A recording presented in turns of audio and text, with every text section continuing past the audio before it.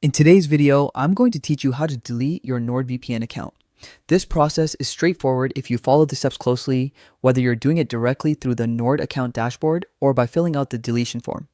First, access your Nord account dashboard by visiting the Nord account login page. Once logged in, click on your email address at the top or side of the page, then select account settings from the drop-down menu. Scroll to the bottom of the page to find the account deletion section and click the delete account button. You'll be prompted to verify your deletion request with a code sent to your registered email.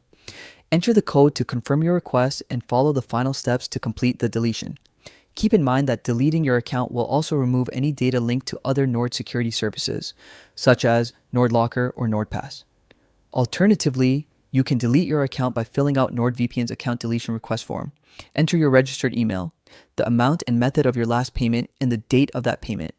Indicate if you use NordLocker or NordPass, provide your reason for deletion, and optionally attach a payment receipt or additional comments. Once everything is completed, click Submit to finalize your account deletion. And that's it. You've successfully learned how to delete your Nordvpn account. Thanks for watching, and don't forget to check out our other tutorials for more guidance on managing your online services.